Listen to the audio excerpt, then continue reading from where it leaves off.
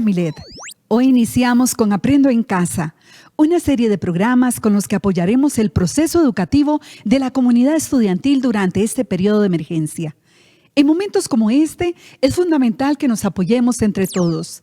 Este esfuerzo llega a ustedes gracias al trabajo colaborativo entre el Ministerio de Educación Pública, la Universidad Estatal a Distancia y SINAR Costa Rica Medios.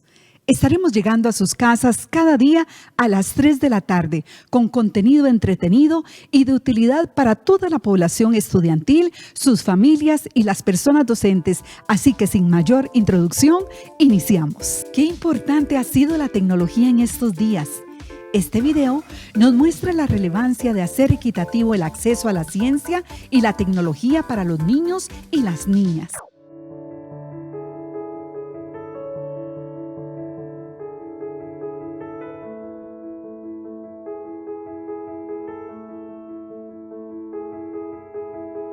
Los principales retos que presenté mientras dirigía mi carrera en ingeniería fue toparme con muchos o mayoría de mis compañeros y saber que no existía la suficiente confianza en uno por ser simplemente mujer. Tal vez en el desarrollo de proyectos o demás era un poco difícil poder presentar las ideas y que fueran aceptadas simplemente por el hecho de que fuera mujer. Algunas personas se me acercaron y me dijeron que, por ejemplo, ¿por qué yo no estudiaba algo más fácil? ¿Verdad? Que por qué iba a ir a una universidad donde solo se daban ingenierías y que probablemente solo iban a haber hombres. A veces como que se duda un poco de la capacidad de la mujer. He escuchado también historias de gente que le dice a las mujeres: no, usted no lo va a lograr porque usted es mujer. El Ministerio de Educación Pública se encuentra comprometido con brindar mejores oportunidades para los y las estudiantes. Asimismo, para poder disminuir la brecha existente entre hombres y mujeres en lo que es la ciencia, la tecnología y el acceso a las ingenierías. Parte del trabajo que se ha realizado con la transformación de los programas de estudio responde a una nueva política curricular en el marco de Educar para una nueva ciudadanía.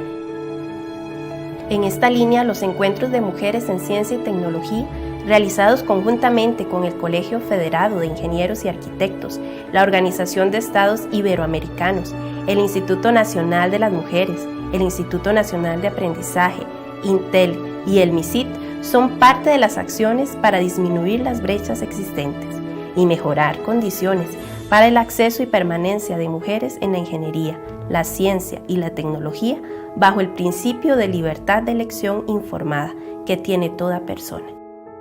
También lo que queremos con estos encuentros era mostrarle a las muchachas que no solamente pueden tener la posibilidad de estudiar carreras de ciencias y que esto no es un tema solamente de empleabilidad, que es muy importante para el desarrollo del país, sino que ellas pueden estudiar lo que ellas quieran. Queremos es que ellas tengan las oportunidades, que tengan el apoyo, pero que sobre todo lleguen a ser profesionales exitosas, pero contentas con la carrera que estudiaron.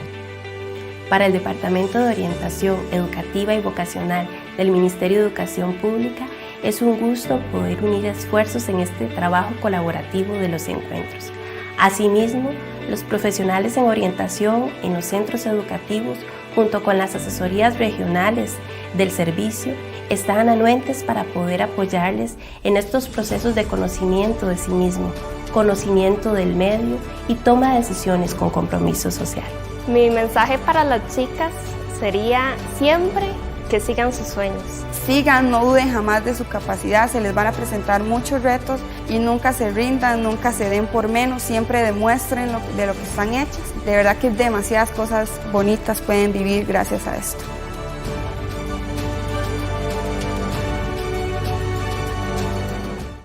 La profesora Elki Cibaja nos explica cómo se define una oración compuesta y su clasificación en yuxtaposición, coordinación y subordinación.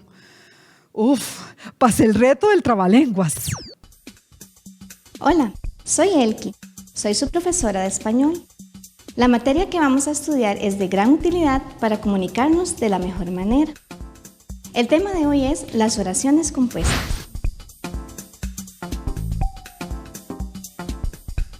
Cuando hablamos o escribimos, utilizamos oraciones para expresar nuestras ideas.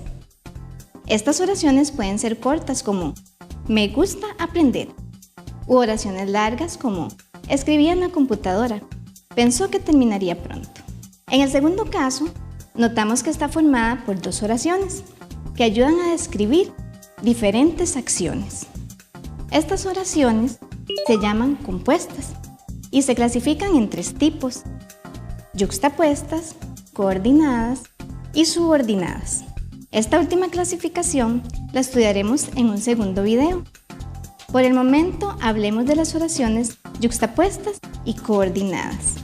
Analicemos el ejemplo anterior. ¿Qué características podemos notar en esta oración? Esta oración tiene más de un verbo. Escribía, pensó y terminaría. Esto nos permite identificarla como una oración compuesta. ¿Qué elemento une las oraciones? Cuando en una oración compuesta sus elementos están unidos con la ayuda de signos de puntuación, se clasifican como oraciones yuxtapuestas. Por ejemplo, fuimos al cine, comimos un helado. En este caso, la coma es el signo de puntuación que une las oraciones, pero también puede ser punto o punto y coma. Las oraciones compuestas también pueden estar unidas por medio de conjunciones: y, ni, o, pero, sin embargo, aunque, entre otras. Analicemos el siguiente ejemplo. Repaso la materia, logro buenas notas. Recordemos que todas las oraciones compuestas tienen más de un verbo. Separemos los verbos de la oración anterior: repaso y logro. ¿Qué une a las dos oraciones? La conjunción y. Cuando una oración compuesta está unida por medio de una conjunción, se clasifica como coordinada. Analicemos la siguiente oración. Puedo salir con mis amigos, pero antes debo terminar todas mis tareas. ¿Es esta una oración yuxtapuesta o coordinada? Es un error común creer que la oración es yuxtapuesta porque hay un signo de puntuación como elemento de enlace, pero hay excepciones. Cuando en una oración compuesta hay signos de puntuación y conjunciones, las oraciones siempre se clasificarán como coordinadas. Identificar las oraciones compuestas es muy fácil. Repasemos la materia para estar seguros de que quedó claro. Las oraciones compuestas se caracterizan por tener más de un verbo. Las oraciones yuxtapuestas son las que están agrupadas por medio de signos de puntuación. Las oraciones coordinadas son las que se unen por medio de una conjunción. Es un error común creer que la oración es yuxtapuesta porque hay un signo de puntuación como elemento de enlace, o pensar que una oración es compuesta cuando solo tiene un verbo. Si en la oración compuesta aparece un signo de puntuación y una conjunción, la oración siempre será coordinada. Hoy hemos aprendido sobre las oraciones compuestas, que son de gran utilidad para comunicarnos.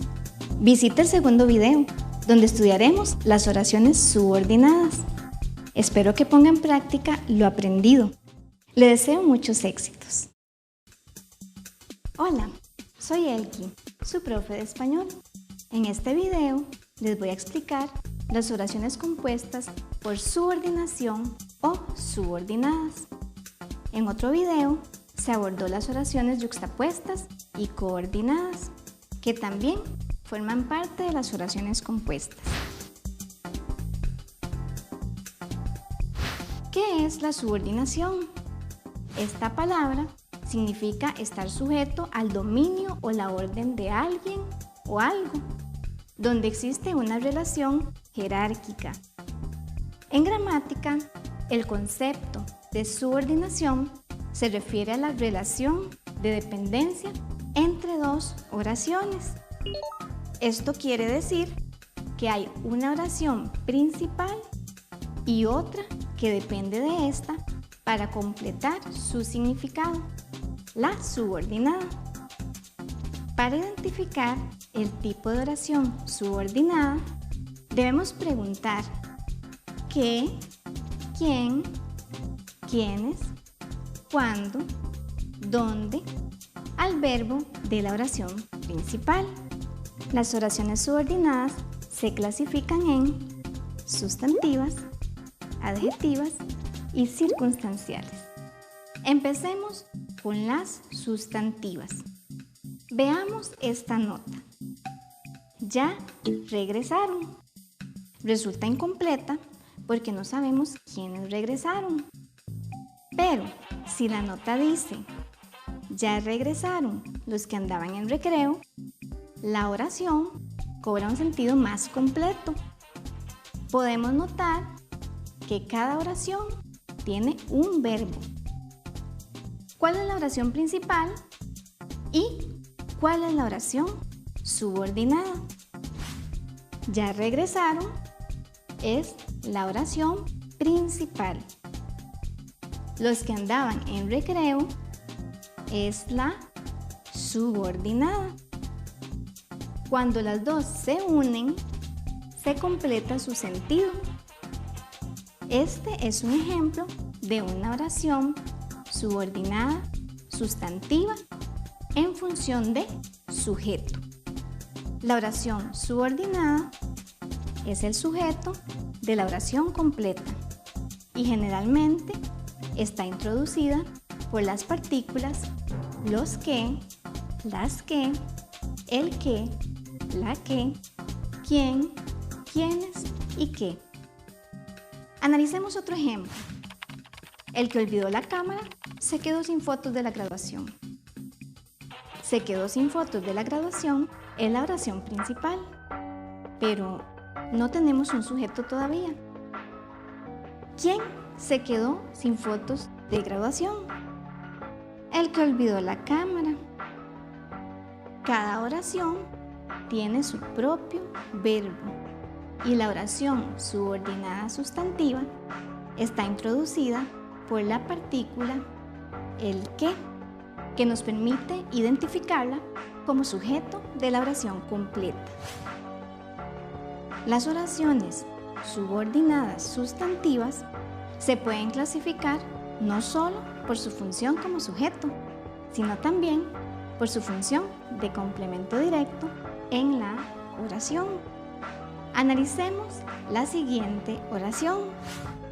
Mi hermana me dijo que no usara su computadora. La oración principal es mi hermana me dijo. ¿Qué me dijo mi hermana? Se responde con la oración subordinada que no usara su computadora, la cual funciona como si fuera complemento directo. Cada oración tiene un verbo, dijo y usar. Aquí la función de la oración subordinada de complemento directo es completar el significado del verbo en la oración principal. No es suficiente información decir, mi hermana me dijo. Necesitamos saber qué fue lo que ella dijo para que la oración tenga un sentido completo. Podemos reconocer el complemento directo en la oración porque está introducido por partículas como que o sí. Por ejemplo, Paola me preguntó si yo le había mandado una solicitud de amistad. Paola me preguntó es la oración principal y si yo le había mandado una solicitud de amistad es la oración subordinada en función de complemento directo. El complemento directo está introducido por la partícula sí. ¿Qué me preguntó Paola? Si yo le había mandado una solicitud de amistad. Continuemos con las oraciones subordinadas adjetivas, que tienen la función de calificar al sustantivo que le antecede en una oración compuesta. Estas oraciones se conocen también como oraciones de relativo, porque utilizan los pronombres relativos que, quién, quiénes, cuya, cuyo, cuyas, el cual, la cual, los cuales, para introducir la oración subordinada adjetiva. Examinemos la siguiente oración. Daniel escribió cartas que mandó por correo electrónico. La oración principal es: Daniel escribió cartas. Y la oración subordinada es: que mandó por correo electrónico. El sustantivo al que está calificando esta oración es cartas. Como estas son oraciones explicativas, si la oración principal se separa de la subordinada, esta no pierde su sentido. Daniel escribió cartas. Otro ejemplo es: este cargador que anda Cristina le sirve a mi teléfono. Este cargador le sirve a mi teléfono es la oración principal y, como podemos observar, tiene sentido por sí sola. En este caso, la oración subordinada es: que anda Cristina. Cuando utilizamos adverbios o preposiciones que indican tiempo, lugar, modo, cantidad u otras circunstancias en una oración, nos referimos al complemento circunstancial. Las oraciones subordinadas circunstanciales complementan a la oración principal. Pero recordemos que cada oración tiene su respectivo verbo. Analicemos la siguiente oración. Cuando amaneció, nos fuimos para la playa. ¿Cuándo nos fuimos para la playa? ¿Cuándo amaneció? Esta sería la oración subordinada circunstancial. Otro ejemplo es: él la esperó donde siempre se encontraban. Si preguntamos ¿dónde la esperó?, la respuesta sería donde siempre se encontraban. Esta última es la oración subordinada circunstancial. Es muy sencillo distinguir este tipo de oraciones y cuál es su función para la oración principal. Pero en caso de que existan dudas, vamos a repasar la materia. Las oraciones subordinadas se dividen en sustantivas, adjetivas y circunstanciales. Recuerde que cada oración tiene su propio verbo. Las oraciones subordinadas sustantivas se dividen en función de sujeto y en función de complemento directo. Cuando las oraciones subordinadas son en función de sujeto, se utilizan las partículas los que, la que, el que, las que, quién, quiénes y qué para introducir a la oración subordinada. Las oraciones subordinadas sustantivas en función de complemento directo utilizan las partículas que o sí, que funcionan para introducir al complemento directo de la oración principal. El complemento directo completa el significado del verbo en la oración principal. Las oraciones subordinadas adjetivas nos permiten calificar al sustantivo que antecede en la oración principal. Utiliza los pronombres relativos que, quién, quiénes, cuyo, cuya, cuyos, cuyas, el cual, la cual, los cuales y las cuales.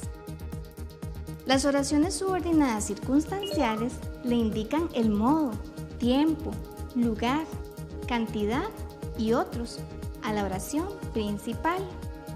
Para introducirlas se utilizan adverbios o preposiciones. Bueno, espero que este material les haya sido útil. Y recuerden, el que persevera alcanza el éxito. En esta ocasión, la profesora Milena Ramírez nos explica las aplicaciones, los criterios morfológicos y sintácticos de la construcción de oraciones pasivas. Hola, soy Milena, la profe de español. El tema que desarrollaremos hoy es las oraciones pasivas, las cuales usted escucha día con día y le ayudan a comunicarse de una manera adecuada, tanto oral como escrita. Las oraciones pasivas, con frecuencia, las encontramos en los medios de comunicación, en la prensa y en los noticieros. Veamos este ejemplo. Buenas noches. Costa Rica ha sido seleccionado un año más como el país más feliz del mundo. En esta corta frase que acabamos de escuchar está todo el secreto del tema de hoy. ¿Quieres saber cuál es? No perdamos tiempo y entremos en materia. Analicemos la siguiente oración. David fue despedido de su trabajo por estar en Facebook. David corresponde al sujeto. Es de él de quien se habla en la oración. Fue despedido es el verbo pasivo, que nos indica que la acción no fue realizada por David. Esa es la clave de la oración pasiva. El sujeto no realiza la acción, sino que la recibe. Ahora que ya sabemos esto, veamos otro ejemplo. El gol fue anotado por Cristian. ¿Quién es el sujeto de esta oración? El gol, por supuesto, es el sujeto pasivo. Es de quien se habla en la oración, pero es un sujeto pasivo porque no es el mismo el que hace la acción de anotar. El gol no anota, sino que es anotado. Ahora veamos el siguiente ejemplo para que nos quede más claro. ¿Qué oración pasiva podemos formar con estas palabras? La fiesta es la protagonista de esta oración. Es de quien yo hablo. Y si quito esta palabra, las demás, aunque estén juntas, no tendrían un sentido lógico. En otras palabras, la fiesta es el sujeto pasivo de esta oración. Fue planeada, nos deja claro que la fiesta no se planeó sola, sino que alguien más lo hizo. Además de deducir esto, podemos afirmar que este es el verbo pasivo. Por sus amigos es la pieza que va a completar nuestra oración. Esta última pieza es clave porque es la que nos dirá quién es en la oración pasiva quien hace la acción del verbo. Y a este le llamaremos complemento agente. El complemento agente cumple con 3 características. Primero, es el que hace la acción. Segundo, lleva la preposición por y además responde a la pregunta ¿por quién? Profe, entonces todas las oraciones que llevan la preposición por siempre tienen complemento agente. Muy buena pregunta. Veamos este ejemplo. Mariana fue felicitada por su presentación. Mariana es el sujeto pasivo. Fue felicitada es el verbo pasivo. Y del resto de la oración debe extraerse el complemento. Analicemos por su presentación. ¿Se refiere a una acción? ¿Responde a la pregunta ¿por quién? No lo hace, ¿verdad? Entonces, esta oración no tiene complemento agente. Pero podemos modificarla y en este ejemplo crear una oración que sí tenga complemento agente. Pongan atención. Mariana fue felicitada por sus amigos. En este caso, podemos preguntar ¿por quién fue felicitada? ¿Quién realiza la acción de felicitar? Sin duda respondemos por sus amigos. Ahora le pregunto, ¿necesitará la oración pasiva un complemento agente para existir? Veamos el siguiente ejemplo. El mensaje fue enviado por Daniela. El mensaje es el sujeto pasivo. Es quien recibe la acción. Él no la ejecuta, la recibe. El mensaje no envía, es enviado. Fue enviado es el verbo pasivo. Y por Daniela es el complemento agente. Pero quitemos por un momento el complemento agente de esta oración y cambiémoslo por otra palabra. El mensaje fue enviado por equivocación. Aunque esta oración ya no tiene complemento agente, sigue teniendo un sujeto pasivo, algo o alguien de quien se habla. En este caso, es el mensaje. y ese no ejecuta la acción. Pero la oración, aunque no nos diga quién la ejecuta, quién envió el mensaje, sigue siendo pasiva. En síntesis, la oración pasiva existirá siempre que haya un sujeto pasivo. Ahora sabemos esto, podemos clasificar la oración pasiva en 3 tipos de oración. La oración pasiva completa, que consta de 3 elementos, un sujeto pasivo, un verbo pasivo y un complemento agente. Por ejemplo, la mejenga fue jugada por el equipo azul y rojo. Por otra parte, tenemos la oración pasiva incompleta, que no tiene complemento agente. Vamos a tener esa oración solamente con un sujeto pasivo y un verbo pasivo. Por ejemplo, la mejenga fue jugada en la plaza del cole. Ahí no dice por quién. Pero tenemos una tercera clasificación, y son las oraciones pasivas que no tienen verbo pasivo, sino activo, y sin embargo siguen siendo pasivas. ¿Cómo es eso posible? Porque cumplen con la característica fundamental de la oración pasiva. Tienen un sujeto pasivo. Veamos esta construcción. Aquí se construirá la nueva plaza. La nueva plaza es el sujeto pasivo. Ella no se construye, alguien tiene que construirla. Construirá es el verbo, pero es un verbo activo y está acompañado de la partícula se. Este tipo de oración que analizamos se llama oración pasiva con se. Y a partir de esta podemos completar las 3 clasificaciones de la oración pasiva. Para finalizar, recordemos los conceptos claves. En la oración pasiva, el sujeto no realiza la acción, sino que la recibe. La oración pasiva existirá siempre que haya un sujeto pasivo. Y las oraciones pasivas se dividen en 3 tipos. Las completas, que tienen el complemento agente, acompañado del sujeto y el verbo pasivo, por supuesto. Las incompletas, que se componen solamente de sujeto y verbo pasivo. Y las pasivas con se, formadas por un sujeto pasivo, un verbo activo y la partícula se. Con esto concluimos el tema de hoy. Recuerde que cada aprendizaje que ha adquirido tiene el mismo valor que un tesoro. Guárdelo y engrandézcalo cada día. Gracias y hasta pronto. En estos días enfrentamos una pandemia, pero no podemos dejar de lado los otros retos que atraviesa nuestro planeta. El siguiente segmento nos habla sobre acciones del ser humano para contrarrestar la problemática del agua, el cambio climático y su impacto en las actividades del ser humano.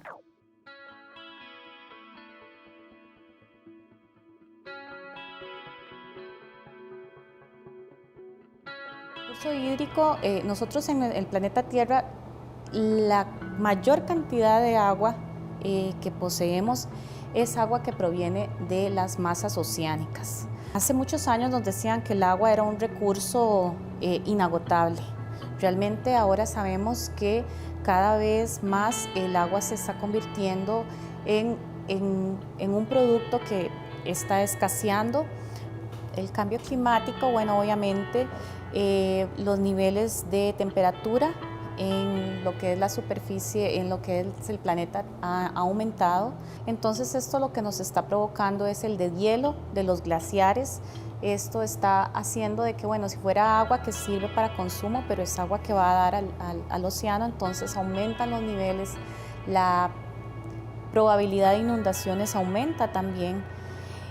Obviamente la contaminación de las fuentes de agua, que es parte de esto del cambio climático, el aumento de la población, la sobreurbanización, cada vez se hacen más urbanizaciones en lugares donde no hay disponibilidad de agua. Todo esto afecta la disponibilidad del recurso hídrico. Es importante que desde niños se acostumbren o se les incentive al ahorro del agua. Bueno, ¿qué cosas podemos hacer desde regar el jardín en horas de la noche, a lavarnos los dientes, cerrar la llave mientras nos lavamos los dientes, el momento de ducharnos, cerrar la ducha mientras nos enjabonamos? Son buenas prácticas que uno puede enseñarle a los niños.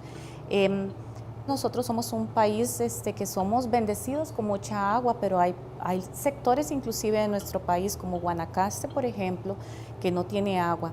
¿Y qué es lo que pasa en estos lugares? Que no se puede perforar pozos, porque tienen digamos, como tienen tanto ganado, o sea, la producción ganadera, la producción agrícola es tan alta, pues utilizan abonos y esto genera sustancias que no son, digamos, apropiadas. Esto se infiltra al suelo y obviamente nos va a contaminar el agua. El agua se contamina de diferentes maneras, por bacterias, por minerales, por radioactividad. Básicamente son como por sustancias químicas que son de las más peligrosas y nosotros por eso es que hablamos de que el recurso hídrico hay que cuidarlo. En el AIA tenemos un programa para niños dirigido a niños que se llaman los vigilantes del agua, donde se les incentiva a los chiquitos que tienen que poner en práctica todas estas normas. Entonces son chiquitos que se acostumbran a que ven un tubo abierto, lo cierran. Entonces yo creo que la educación es muy importante desde que están pequeñitos. Igualmente no contaminar las fuentes de agua, no tirar basura en los ríos, este tipo de situaciones nos ayuda mucho. La ciencia es siempre muy divertida. La profesora Carolina Serrano nos presenta interesantísimos experimentos con los que podemos aprender haciendo. Hola, mi nombre es Carolina y soy profe de física. El tema que vamos a estudiar es la hidrostática. La hidrostática es la ciencia que estudia los fluidos en reposo. Y cuando hablamos de fluidos, nos referimos a cualquier sustancia que pueda adaptarse a la forma del recipiente que lo contiene sin variar el volumen. Puede ser líquido o gas. Antes de empezar, repasemos los estados de la materia. Cuando hablamos de los estados de la materia, podemos definir 5. Sólido, líquido, gas, plasma y el condensado Bose-Einstein. La materia en estado sólido tiene forma definida, resiste la fragmentación y la compresión, y su fluidez es nula. Un ejemplo de este estado es el hielo.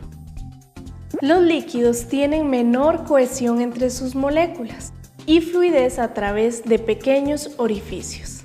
Los gases se encuentran prácticamente libres, porque sus moléculas están más separadas que las de los líquidos, de modo que son capaces de distribuirse por todo el espacio que las contiene, y esto hace que no tengan forma definida.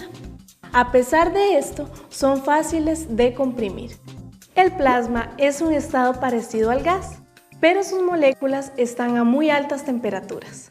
Un ejemplo muy claro es el Sol. Los plasmas son muy buenos conductores de la electricidad. Por ejemplo, las lámparas fluorescentes utilizan el plasma de mercurio para producir luz, porque la corriente eléctrica crea un campo magnético que hace que las moléculas choquen y liberen electrones que son los que producen la luz. El quinto estado se descubrió recientemente y es el condensado Bose-Einstein. Se obtiene cuando se enfría un material cercano al cero absoluto. En este estado, la temperatura baja tanto que los átomos pueden quedar inmóviles. Veamos la relación entre la cohesión de moléculas mediante la siguiente demostración. Se necesita 4 vasos, 2 con agua muy caliente y 2 con agua muy fría. Se coloca uno de los vasos de agua muy caliente sobre uno de los vasos de agua muy fría y uno de los vasos de agua muy fría sobre uno de los vasos de agua muy caliente. En el primer caso, el agua muy caliente no se mezcla porque las moléculas del agua muy fría están muy unidas y no dan paso al agua muy caliente. En el segundo caso, ambas se mezclan porque al estar el agua muy caliente abajo, da paso al agua muy fría. Ya usted sabe qué es la hidrostática y conoce los estados de la materia. Podemos aplicar una serie de experimentos para ver las características de los fluidos en diferentes casos. Veamos. La densidad es una característica propia de cada material y es la cantidad de masa que tiene en un volumen determinado. También se le llama masa específica y se calcula con la fórmula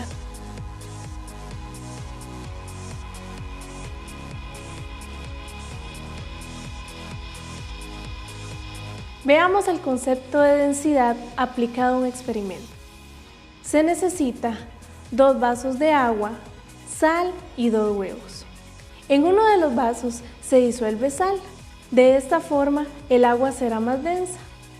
El otro vaso queda tal cual está. Se introduce un huevo en cada vaso y observe lo que sucede.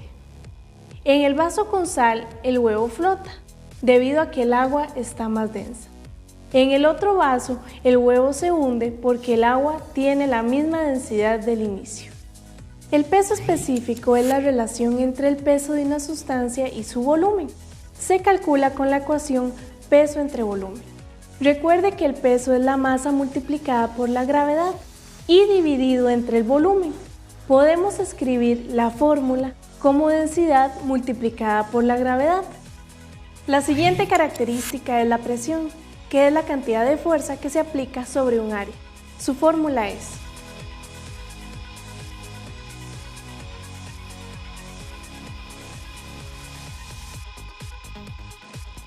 la presión atmosférica es la presión que aplica el aire sobre la Tierra. Como los gases de la atmósfera no se distribuyen de manera uniforme, a mayor altura hay menos presión. Por ejemplo, sentiremos más presión en la playa que en la cima de una montaña. Veamos el efecto de la presión atmosférica mediante un experimento. Se necesita un plato hondo con agua, una candela encendida y un vaso. Se coloca el vaso sobre la candela, lo que disminuye su presión interna. Observe lo que sucede.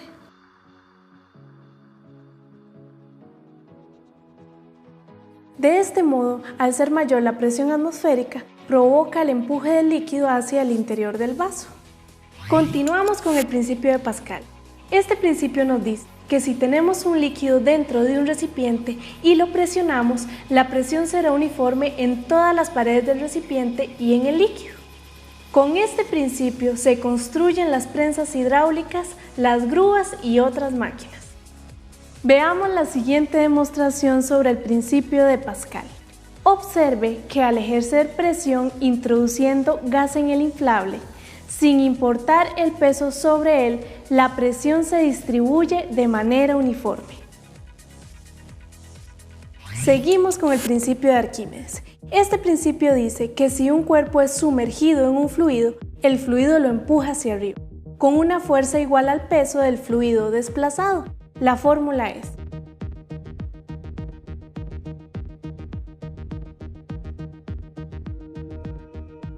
veamos el principio de Arquímedes en una demostración. Se necesitan 2 vasos de agua. En uno de ellos se sumerge una fruta como la manzana. En el otro, una piedra. La manzana tiene un peso menor a la piedra, por lo que la fuerza de empuje provoca que ésta flote. Por último, veremos la ley de Boyle. Esta ley dice que si en una masa de gas aumenta la presión, el volumen disminuye. Y si la presión disminuye, el volumen aumenta. Su relación es P sub 1 por V sub 1 equivale a P sub 2 por V sub 2, donde P sub 1 es la presión inicial, P sub 2 es la presión final, V sub 1 es el volumen inicial y V sub 2 el volumen final. Ahora veremos el principio de Boyle en una demostración. Se necesita un recipiente con agua, una botella sin fondo con un globo en la boquilla. Se sumerge la botella en el recipiente y a continuación observe lo que sucede. Como el volumen del agua ejerce presión vertical sobre el gas contenido en la botella, eso hace que aumente el volumen del globo.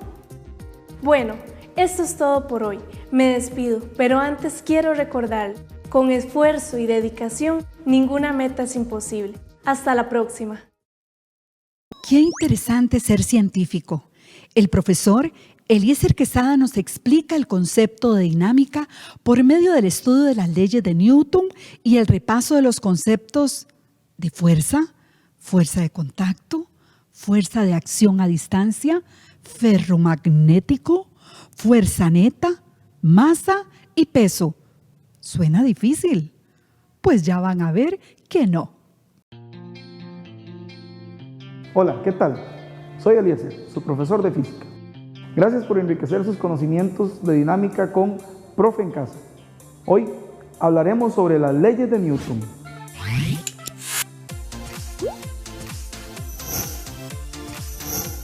La dinámica es el área de la mecánica que se encarga de relacionar el movimiento de los cuerpos con sus causas.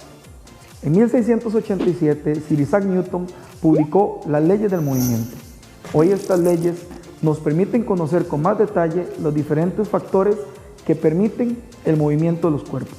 Este conocimiento se aplica, por ejemplo, en la construcción de máquinas, en el estudio de la electricidad y en muchos de los componentes tecnológicos que utilizamos hoy en día. Para entender las leyes de Newton, es necesario conocer algunos conceptos importantes, como el de fuerza. La fuerza es la interacción entre dos cuerpos o entre un cuerpo y su ambiente, y esta interacción busca modificar el estado de movimiento o de reposo. Tenga en cuenta que la fuerza es un vector, ya que es necesario indicar la dirección en que se aplica. La mecánica es tan antigua como el universo mismo. Por ejemplo, la utilizaban los cavernícolas al alar un mamut hasta sus cuevas. Imagínense, gracias a la explicación del concepto de fuerza, nos hemos alimentado durante siglos. Hoy, ya evolucionados, seguimos aplicando el concepto de fuerza en nuestras actividades diarias, como en el gimnasio cuando hacemos ejercicios con poleas. En el dibujo 1 podemos ver cómo la persona aplica una fuerza que es superior al peso. Por lo tanto, las pesas se levantan. En el dibujo 2, lo que vemos es que la persona reduce la fuerza. Por lo tanto, las pesas se devuelven a su posición inicial. Existen varios tipos de fuerzas. Por ejemplo, las fuerzas de contacto, las cuales se caracterizan por presentar un contacto directo entre los cuerpos. Algunos ejemplos de fuerzas de contacto son la fuerza normal, que se representa con una M. Es ejercida sobre un objeto por cualquier superficie en contacto con él y es perpendicular siempre a la superficie, como en este caso.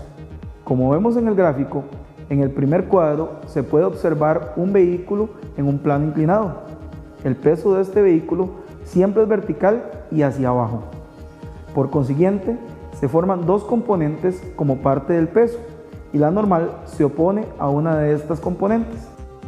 En el segundo cuadro, el vehículo se encuentra en un plano horizontal y se puede observar el peso vertical hacia abajo y la normal opuesta a él.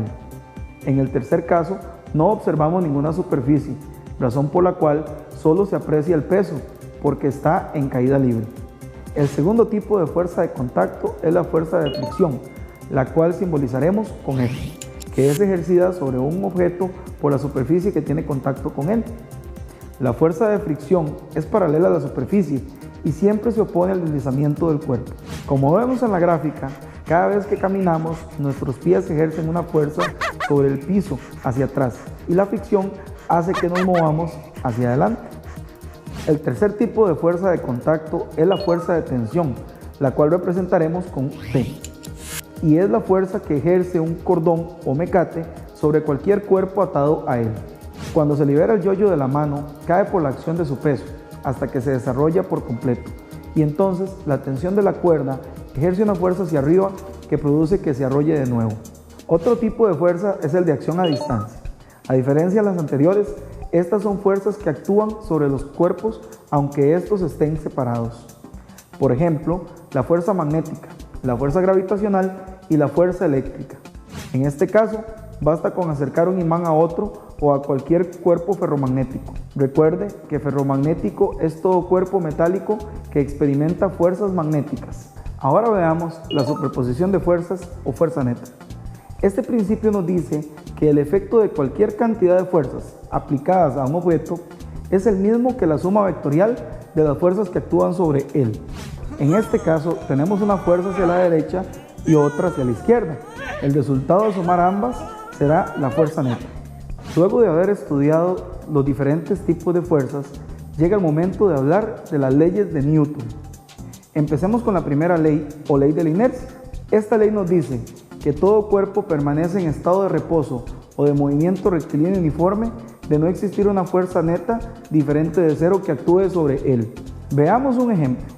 Coloquemos sobre un vaso una hoja y una moneda sobre ella. Al quitar la hoja rápidamente, vemos que la moneda cae sobre el vaso.